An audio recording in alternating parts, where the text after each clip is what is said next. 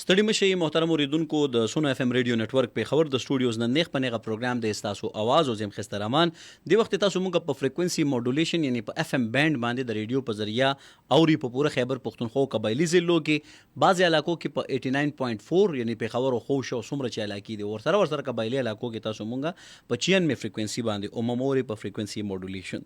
نن د زیارت ورځ د هجری کال 1400 د محرم الحرام د میاشتې 9 نیټه ده د بکرمی کال 2001 اتیا د اړه د میاشتې 19 نیټه ده او د عیسوي کال 2015 د جولای د میاشتې 3 نیټه ده. تاسو ته معلومه ده چې پروګرام ستاسو आवाज د هر زیارت په ورځ ماسپخین 2 تر 3 بجو مونږ ستاسو په درانه خدمت کې وړاندې کوو. په ریډیو باندې زموږ سلسله پیل وخت اوس مونږ په فیسبوک باندې هم لایو رالو چې دا شانته زمونږ د کار خبرونه د غونډې شي په فیسبوک باندې او دا شانته ګڼ شمیر ملګرو پورې ورسي. نو د وخت کې لایو دا ترانسمیشن روان دي نو هم تاسو شیر کولی شي او که ریکارډ شي فیسبوک باندې غونډې شي نو هم تاسو زیات نه زیات شیر کړئ چې دا پیغام تر ډیرو ملګرو ورسي ځکه چې نن یو شعوري هڅه ده په قامي کچ د هغه خلکو د پاره کم چې د دې قام او د دې ملک او د دې انسانیت خدمت کول غواړي. تاسو ته معلومه ده چې دی وخت کې په خیبر پختونخوا کې په خاصه توګه د سواد پیښه مونږ نه هېریږي چې څومره لوی المیه وه چې انسانان په سیند دننه ولاړو او د باوجود د دې چې هر څه سہولتونه موجوده مو خو هغې ته رسد ممکن نشو. دا شانتې تقریبا 19 تنان چې کم دی اوبو ځان سره یوړه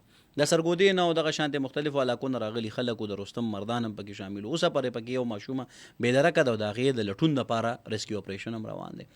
دا یو داسې المیه ده چې موږ سره ډرون شته جیکټ شته هلیکاپټر شته هر څه شته خو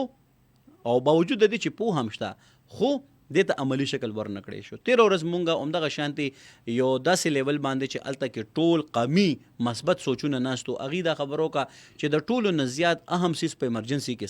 څه شی دی. نو هغې نتایج چې کوم راووتو نو هغې کې نتیجه دا اخذ چې د ټولو نه اهم څیز چې کوم دی دا رابطه کاري ده یا کوارډینیشن دی چې په یو وخت کې په یو علاقه باندې کله سخت وخت راشي نو هلته کې څه وکار دی. نو کوارډینیشن میډیا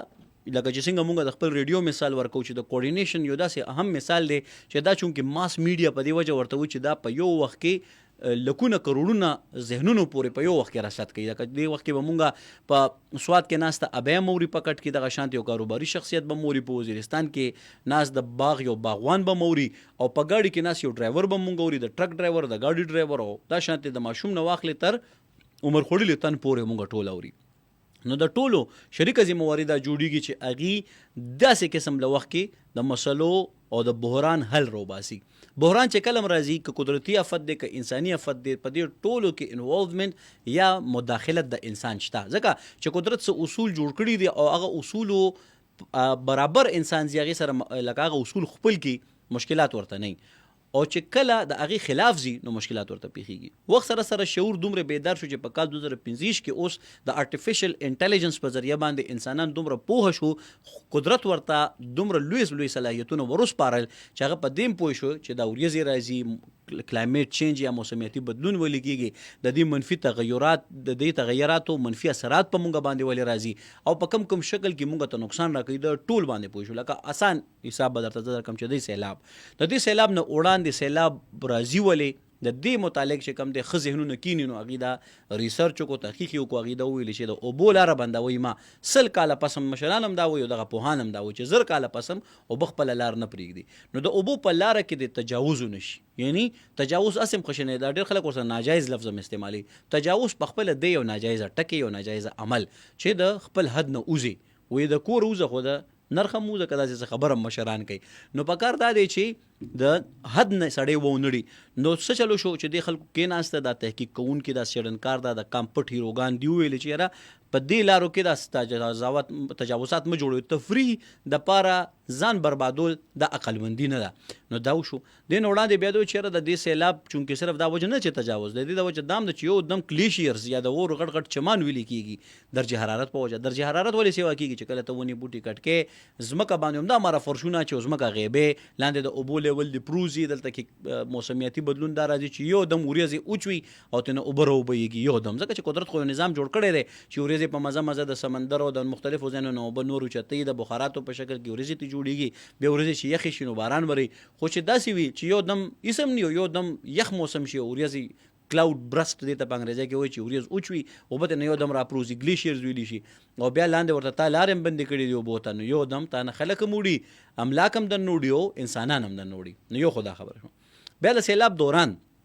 چې کله دا ټول احتیاطونه تا نه دي کړي او دا در باندې اوبه راشي نو بیا دغه رنګ واقعه راځي چې 19 کسان ولاړ دي نور انسانان ولا ویډیو جوړي خو لاس ولا نشي وړي دغه دوران بیا کوارډینیشن په ذریعہ باندې عموم کې دی شو چې ښه کشته وي ښه هلیکاپټر وي ښه ډرون وي چې دای په ذریعہ باندې ورته جیکټ اوس په سیکریټریټ کې دی نه وړاندې کوهستان کې دا پیښه شوې هغه ټایم هم په ډرون باندې جیکټ والوځولی شو چې په سیکریټریټ پورې بس ریهرسل وشو عمل مخه رانلو اوس بیا چې کوم دی چیف سیکریټري صاحب ډرون هم اوچت کو ښه خبره ده چې دا خو دا د یو ټایم کار نه دی دا مستقل عمل دی څنګه چې موږ ژوند کوو څنګه چې موږ روټۍ خورو که نه همدغه شانتې سیفټي هم ضروري ده سمپل او ساده خبره ده چې انسان به د خپل ځان د تحفظ ګوري په پلازو کې اورونه لګي خلک ته سوځي یو دم پلازه راپروزي ته نه خلک مړه شي نو دا چې کوم دی دا سیفټي نه کېدو وجه او که یو سړی دا قدرت ته دوش ورکوي چې یاره به دا د لیکو نو ظاهره خبره ده چې الله تبارک وتعالی خو دا ټول څیزونه لیکلي خو ورسره انسان ته پوه هم ورکړی د احتیاطي تدبیر هم ورکړی او د قرآن او حدیث نه مختلف امورو کې دا ثابتېږي علما کرام وخت په وخت تاسو ته بیانوي هم چې انساني احتیاطي تدبیر څومره ضروري او لازمي دی ځکه چې بیا خو به که داسې نه وی نو هر سړي به دانګلم کوټې نه چې یاره په پوړو ولې کوزېږم خو بس چت نه به ډارې کو دانګم آسان مثال چې کم انساني سمجھ کې راځي دا شانتې بیا ما د سیلاب نه موضوع نه اوړم نه نو چې کله سیلاب راشي بیا څه چلو شي چې په یو وخت کې ټول خلک لګېږي کمبلې رسوي حالانکې د کمبلې ضرورت نه ډېر خلک لګېږي د خېټې د درد دوایي رسوي د خېټې دوایي درد ضرورت نه هغه دوایي ډېر خلک لګېږي چې یو او آر ایس ظاهره خبره په زیات مقدار کې پکاري خو ډېر خلک داسې چې هغه د کمبلې د نشي په وجه مړ شي نو 100 کسان دي په یو علاقه کې دا خو 100 چرته دي زموږ خو پاپولیشن گروث دومره په تیزۍ سره روان دی چې یو لویه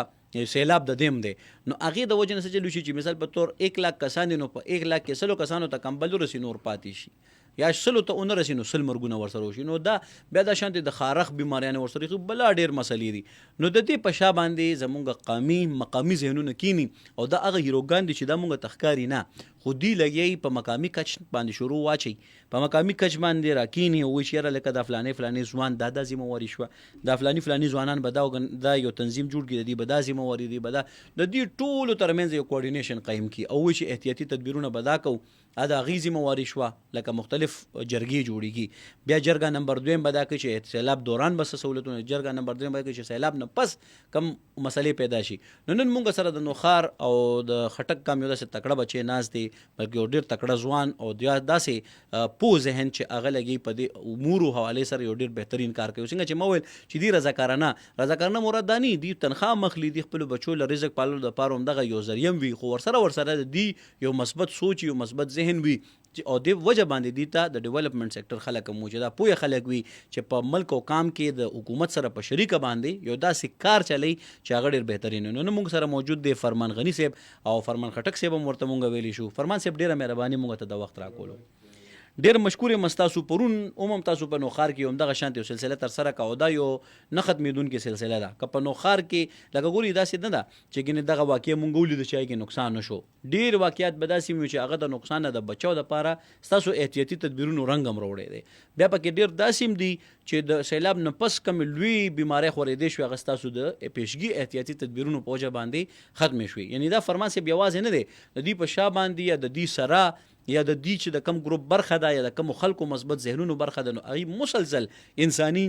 ژوند ته تحفظ ورکولو دپاره کار کوي فرمان صاحب یقینا چې پرون بیا یو اهمه غونډه په نوخار کې ترسره شو د ټول خلک ځوانان دا پکې رایوځې شو شریک یو هڅه یې وکړه نو بنیادي طور باندې مقاصد څه دي او د دې په شا باندې چې دا کومه خبره ما وکړه نو څومره حده پورې اهداف تاسو چې کم دی ترلاسه کولی شي په دې ذریعه باندې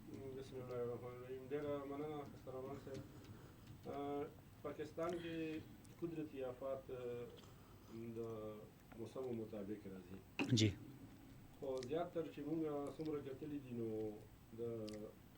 مونږ ناپوهۍ په وجه مونږ هر کال ډیفارسټیشن زیاتېږي جی مطلب ونې بوټي خلک کټ کوي او د هغې پلانټیشن چې کوم 2 موسمه مونږ ته الله تعالی راکړي دي جی هغې کې مونږ هغه شان لکه پلانټیشن نه کوو نو ریزلټ یې دا وي چې بارانونه راځي ګلیشیر ولی کیږي او د یو سیلاب شکل اختیار کی جی او هر دویم دریم سلورم پنځم کال پس سیلاب مونږ وینو او نقصان کوي جی که هغه مالی نقصان دی او که جانی نقصان دی صحیح سکل چې کم پریډکشن شوی دی د 2 جولای نه 15 جولای پورې چې مونسون بارانونه دي نو د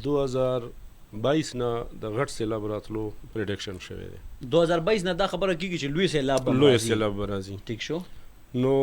ماهرین د دې پریډکشن په بنیاد باندې زمونږ سوشل سیکټر چې کوم کمیونټي ده جی هغوی پرون په نوښار کې اے ډي سی افس کې یو غونډه وکړه چې په یې کې د 10 مختلف تنظیمونو ورکر سوشل ورکرز ناستو. صحیح. او تیر شوي سیلابونو کې چې کوم زمونږ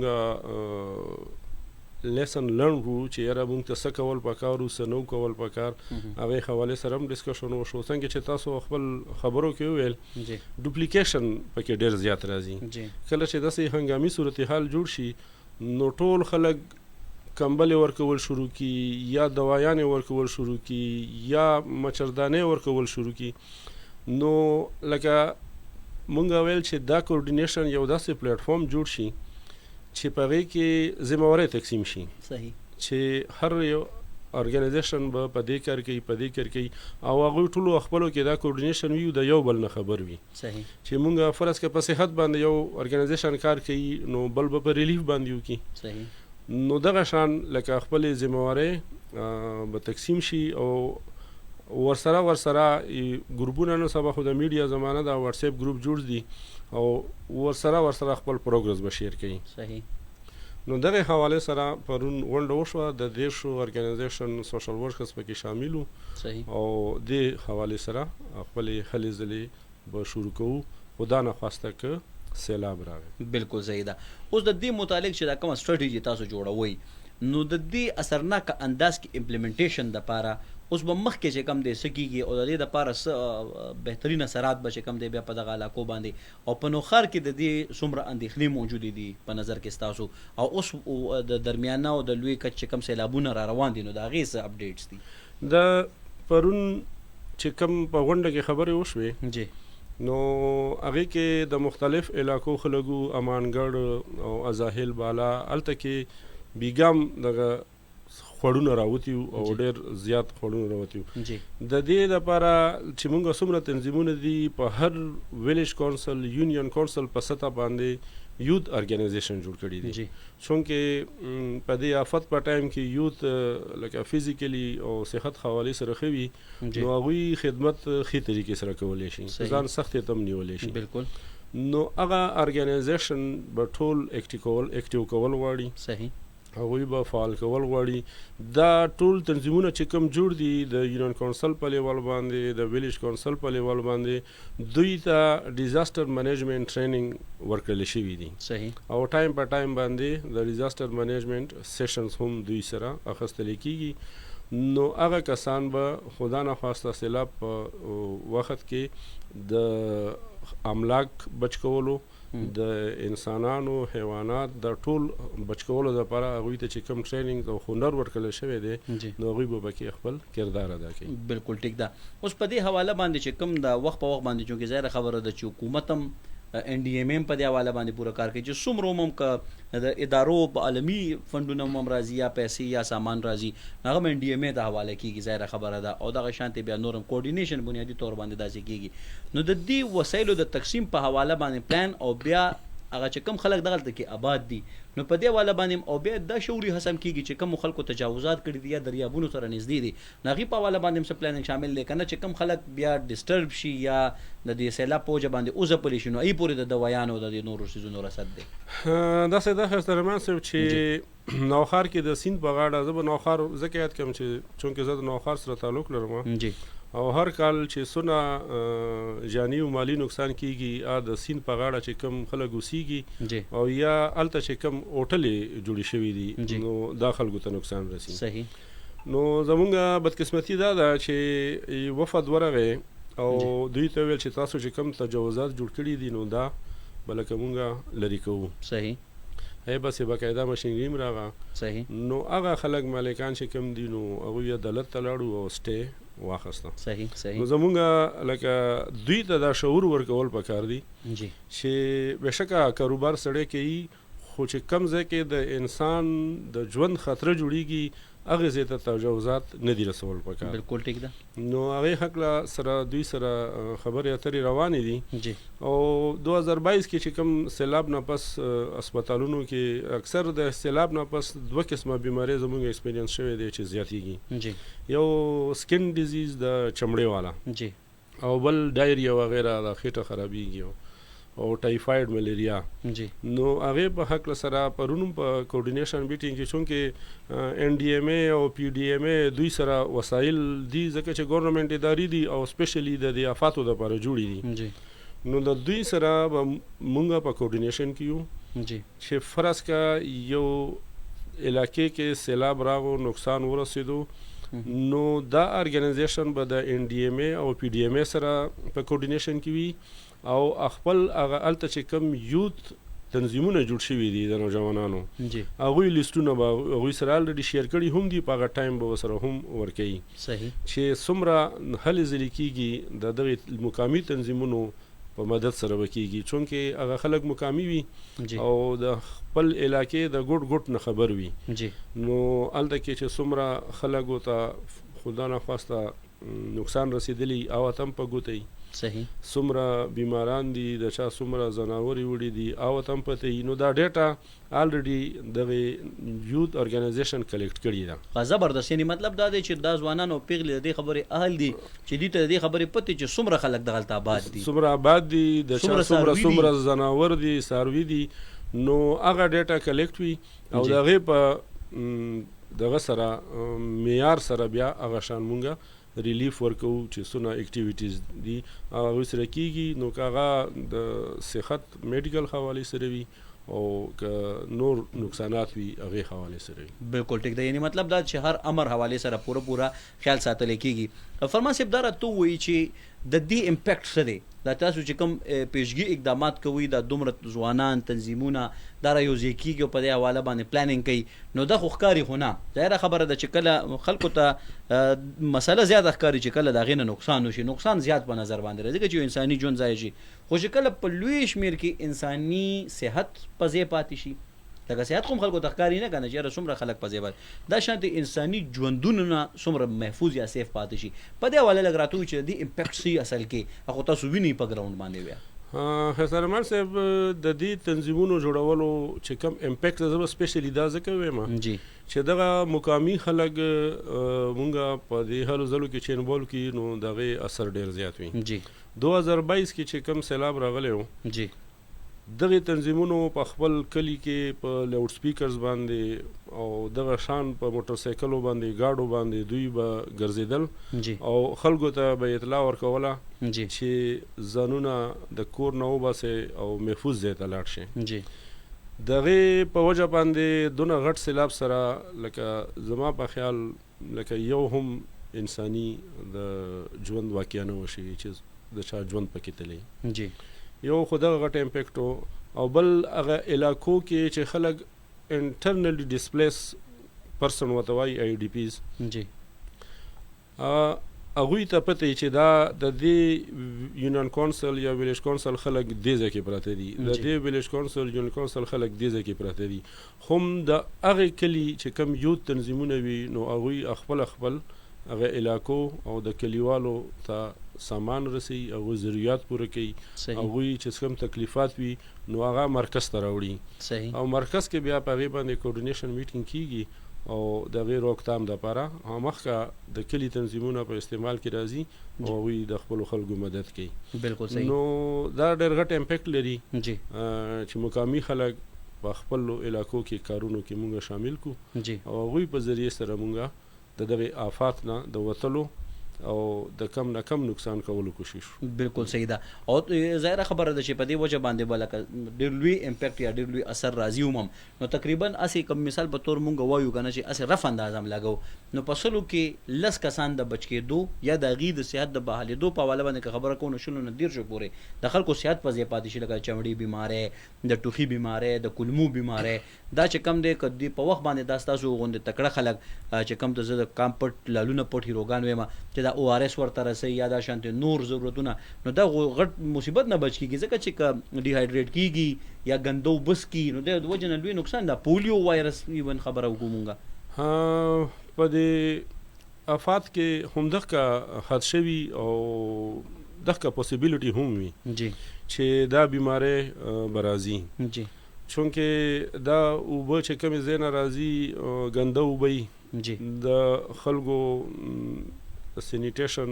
ځان سره اوچت کی دریاب کې شامل شي جی دغه شان ګند بلا پکې راشي جی نو د بدقسمتۍ نه او د مجبورۍ نه که هغه اوبه خلک استعمال کړلی شي یا پې مخ لاس ووینځلی شي جی نو یا دغه ډایریا د خېټې بیماری جوړې شي او یا د سکین بیماری جوړې شي صحیح صحیح نو په دې په هکله داسې ډیولپمنټ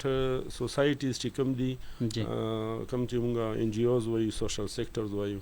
جی هغوی لکه په هیلث باندې صرف په هیلث باندې کار کوي جی نو مونږ په کوارډینیشن میټینګ کې هم دغه فیصله کړې ده جی چې کم ارګنایزیشن د صحت حوالې سره کار کوي نو هغوی به صرف په صحت حوالې سره کار کوي صحیح لکه هغوی به بیا په ریلیف ډسټریبیوشن کې نه شاملیږي صحیح یا نور سیزونو کې هغوی به صرف صحت پورې محدود دي زبردست داسې ارګنایزیشن شته چې هغوی په ایجوکیشن باندې کار کوي صحیح نو هغوی ته هم دا انسټرکشن ورکړل شوي و چې تاسو به صرف هغه ټایم کې که ټمپرري مونږ ټینټ سکول جوړو که یو محفوظ ځای کې سکول شفټ کوو نو تاسو به هغه ټایم کې تاسو به صرف په ایجوکیشن کار کوي زبردست دغه شان ریلیف والا ارګنایزیشن به د ریلیف کار کوي نو دا یو کوارډینیشن میکانیزم دی جی چې ډوپلیکیشن پکې ونه راځي جی لکه 2022 کې زموږ یو ایکسپیرینس شوی و جی چې په یو هسپتال کې څلور ارګنایزیشن لګیو او څلورو واړو په صحت باندې کار کول صحیح صحیح نو چونکې به حیثیت انسان مونږ کې هغه لالچ عنصر هم ډېر زیات دی نو یو به یو ځای نه ریلیف سامان واخیستو د دوایي په شکل کې بیا به بل ته ورغو هغوی نه به هم واخیستو نو لکه خلکو چې کوم د سیلاب ځپلي خلک یا ډېر زیات وي نو هغه ډسټریبیوشن پوره خلکو ته ونه رسي بالکل صحیح بیا خلک ګیلیم کوي چې یاره ما ته نه دي میلاو فلاني ته 2-3 پیکټه میلاو شو د دوایانو نو دغه ټول سیزونو مخنیوي دپاره مونږ دا کوارډینیشن کې دا ډیسیژن شوی دی چې هر سیکټر به جدا جدا خپل چې کوم په فیلډ کې د هغوی تجربه ده هغې سره به محدوده وي او په بل څیز کې به کار نه لري بالکل صحیح فرمان صاحب عمومي طور باندې که موږ وګورو که نه نو دلته کې ظاهره خبره ده چې څنګه ما وختي د پاپولیشن د ګروت ذکر وکړو په دې حواله باندې د داسې پوهانو یا تھنک ټانکس چې کوم ستاسو دي نو د هغې څه مطلب رایې وي په دې حواله باندې چې د پاپولیشن چې دا کمې مسلې دي نو په دې کې د پاپولیشن ګروت سیوا کېدل یا نامناسبه طریقې سره د آبادۍ سیواوالی دا هم پکې یو کاز دی که نه څه وایي لکه د دې متعلق تھنک ټانک څه سوچ کوي هغې ظاهره خبر چې دا د پوره کام هغه ذهنونه دي چې دې ته مونږ تکړه ذهنونه وایو چې د کام دپاره د پرمختګ لارې ګوري د قام د تحفظ لارې ګوري نو یې په دې حواله باندې څه وایي که نه د دې متعلق څه امپیکټ داسې نشته څنګه چې زمونږ په خوراک باندې دی زمونږ په موسمي تغیر باندې دی یا شانتې نور دا انټر کنیکټډ هم دي خو تاسو به پې څه وایي دي پاپولیشن ګروت پاپولیشن خو زمونږ یوه مسله ده اوورال مسله ده ځکه چې زمونږ وسایل نشته مسایل مو زیات دي او باوجود د دومره مسایلو زمونږ پاپولیشن چې کم دی نو سیوا کېږي ډېر تیزۍ سره روان دی صحیح نو دې به هکله دومره کېدلی شي چې خلکو کې اویرنس شعور پیدا کړلی شي چې ماشومان د 2 وي 3 دي وي خو چې هغوی تربیت صحیح وشي د هغوی تعلیم صحیح وشي د هغوی صحت او مستقبل تیاری صحیح وشي نو دا پاپولیشن ګروت به زه دې حوالې سره دا ووایم چې هغه ټایم کې بیا سمبالول هم ګرانه شي او زمونږ المیه دا ده چې د سیند غاړې ته چې څومره تیزۍ سره آبادي شروع ده خو دغه پاپولیشن ګروت په وجه شروع ده چې آبادي ورځ په ورځ زیاتیږي او نور څه وسایل ورسره نشته دومره وسې نه کېږي چې یو بل ځای ته شفټینګ وکړي نو د سیند غاړې سره سره چې کوم ځای میلاویږي نو کوشش کوي هلته آبادي جوړي او مشران وایي چې 100 کاله بعد هم اوبه خپل ځای نه پرېږدي او مونږ وایو چې نه تېر شوي 10 کاله کې څه نه دي شوي نو اوس به هم نه کېږي نو بل دا تندر کله کله غورځېږي هر وخت یې نه غورځېږي نو دا سیلاب چې بیا راشي نو د مخکې په نسبت زیاده تباهي وکړي نو بیا خلک وایي چې یاره تېر کال خو کم نقصان شوی او پکار دی چې دا دې کال کې مخکې نه تیاری کړی حکومت تیاری کړی خلک یې پوه کړي خو د پاپولیشن په ګروت په وجه باندې هغه ځای کې آبادي زیاته شي او چې څونه آبادي زیاتېږي نو سیلاب هغه شان نقصان هم بیا زیات. بالکل صحیح ده. خو په دې حواله که موږ وګورو عمومي طور باندې خلک د تفریحي ذریعو یا هوټلو باندې هغې ته دوش ورکوي، هغې باندې الزام لګوي چې یاره دا ظاهره خبره چې هم یو کاز دی، خو تاسو خو به ظاهره خبره ده چې خپل روزانه امورو کې تاسو په ګراوند باندې کار کوئ، په ځمکه کې، په عوامو کې، په قام کې موجود کې او دا ټول اقدامات ورته کوئ، نو تاسو وینئ دا چې لکه څنګه موږ د آبادۍ خبره وکړه، نو د تفریحي په بنیاد باندې د اوسېدو په غرض خلک زیات آباد دي د سیند په غاړه، او دا دا مطلب خو نه چې ګینې هغې د سیند نه اوبه څکي، ځکه چې اوبه خو تباہ برباد شوي، هم د زیات د سینیټیشن او د څکلو قابل خو نه دي اوس که نه، چې خلک دا وایي چې ګینې یاره پخوا به خلک سیند طرف ته به یې دې د وجې زور کولو چې یاره د څکلو اوبه وڅکي، نو اوس خو د څکلو اوبه هم نه دي. که مونږ د دې خبره کوو چې یاره هلته کې یخه هوا لګي، نو یخه هوا خو هم صفا هوا نه ده اوس هلته، نو تاسو څه ګڼئ چې تفریحي چې کوم سورسز دي یا هوټلې دي یا ریسټ هاوسز دي، نو دا سیوا دي که نه عامو خلکو کورونه یا آبادیانې زیاتې کړي دي؟ ښایسته رحمان صاحب دواړه ورسره روان دي. دواړه ریشو د چا سیوا ده جی؟ ریشو زمونږ چونکې د ټوریزم زیات شوی دی جی، د ټوریزم په وجه باندې چې څومره کاروباري خلک دي هغوی د سیند په غاړو باندې هوټل جوړولو هم سیوا کړي دي. صحیح. نو هغې په وجه باندې خلک راځي او هغوی سیر تفریح په نیت باندې راځي او پکار هم ده چې راشي، خو حکومت ته دا پکار دي چې کوم ډینجر ایریا ده یا چې کوم د ریډ زون دی چې هغې نه مو په دې پله کنسټرکشن آبادي نه کېږي، نو حکومت دا ذمهواري ده چې دا خلک رامنې کوي. که هغه یو عام کور جوړیږي او په هغې ځای کې چې هغې نه منې کوي، او هغه که هوټل دی او که ریسټورنټ دی او که هر یو شی دی، نو چې د هغوی نه حکومت یې منې کوي او هغه تجاوزات ورته په ټایم سره ختموي، نو اصل کې مونږ باندې چې کله ټایم راشي بیا مونږ ایکشن کې راشو که نه، لکه دا سوات هوټل یې اوس غورځېږي، نو که دا چې د جوړولو په ټایم کې دا ایکشن اخیستلی شوی و چې دا تجاوزات ناجایزه دي، نو زما په خیال نقصانات به کم کېدل. یقینا. او بل دا پکې اهمه خبره ده چې دې متعلق ایډوانسو کې دغه خلکو ته هم ویلې شوه، او تفریحي ځکه تاسو زیات زور ورکو چې اوس دا کم 19 نقصانونه وشو، نو دا هم د هوټل د وجې وشو چې هلته هغې جي ناشته په دریا په منځ کې ورته خوند ورکولو، نو بیا ظاهره خبره چې بیا داسې قسم له نقصانونه، او چې کوم د متعلقه اداره ده چې هغې په دې حواله باندې خبر وکړو، نو هغې هم دا واضحه کا چې دې وخت کې دا کمې اوبه راتلې، نو دې متعلق پیشګي اطلاع شوې وه، خو دا ډېر په تیزۍ سره رالې او دې خلکو ته بیا دومره موقع میلو نه شو چې هغې د دغه منځ نه راوځي. بهرحال نن ډېر ښه او ګټورې خبرې وشوې. فرمان صاحب اخره کې څه پیغام به ورکوئ؟ زه ستاسو د پروګرام په توسط سره جی زه دا پیغام ورکول غواړم چې څومره ټوریست دي خلک خوشحالۍ ته پام بدلولو ته بچو ته سیل ورکولو ته دې غرض سره راځي، او دا یو هیلتي اکټیویټي هم ده، دا اپریشیټ کول پکار دی. خو لکه چې څومره ټوریست دي لکه هغوی ته زما دا ریکویسټ دی چې تاسو د مقامي خلکو خبره اورئ، د هغوی خبرې باندې عمل کوئ. دې سوات واقعې سره زما چونکې مونږ سوشل سیکټر دی او هر ډسټرکټ کې په هر ځای کې زموږ یو نیټورک دی چې په هغې باندې مونږ رابطې کیو. ما ته خپلو ملګرو ویل چې مقامي خلکو ډېر منې کړل چې حکومت سره دونه وسایل نشته چې تاسو بیا د دغې ځای نه رابار کړي، او د اوبه اچانک زیاتېږي او په دې مونسون کې زیاتېږي، نور نه د مونسون کې، نو تاسو دننه مه ځئ، فاصله ډیره زیاته ده، واپسې کې به تاسو راوتل نشئ. خو هغوی خبرې ته لیفټ ور نه کړو او خپل هغه انجویمنټ دپاره د سیند خوړ منځ ته ورغلو، نو خو هغه ټایم کې وټځئ او بیا په نیمه ګنټه کې دریاب شکل اختیار کړو. نو لکه د ټوریسټو ته دا پیغام دی چې مقامي خلکو خبره باندې عمل کوي. بالکل صحیح. یقینا چې دا ډېر عامه خبره ده او تاسو هم په مقامي لیول باندې کار کوئ، نو ځکه د مقامي خلکو ته ترجیح د هغې خبرې ته ورکولو مونږ چې کوم تنظیمونه جوړ کړي دي د مقامي خلکو مو جوړ کړي دي، دې دپاره مو جوړ کړي دي چې هغوی هلته لوی شوي دي، هلته پیدا شوي دي، د هر څه نه خبر دي یقینا چې په دې موسم کې دلته څنګه چلوي، په دې موسم کې څنګه چلوي، په یخنۍ کې څه وي، په ګرمۍ کې څه وي، په شکال کې څه وي. نو ځکه وایم چې مقامي خلکو اوریدل پکار پکار دی. بالکل صحیح ده. فرمان غنی صاحب ډیره مهرباني تاسو یقینا چې په دې حواله باندې چې قام د پاره ملک د پاره یو ښه سټریټیجي تاسو د عوامي لیول باندې جوړوي د لپاره تاسو ډیر مشکور یو چې تاسو خپل اهم او قیمتي وخت مونږ ته راکو. محترم کتونکو اوریدونکو د فیسبوک پیج تاسو د په مخه خو په ریډیو چې کوم زمونږ اوریدونکو دی سره به خبرې اترې جاری وي. یقینا چې مونږ به نیغ په نیغه تاسو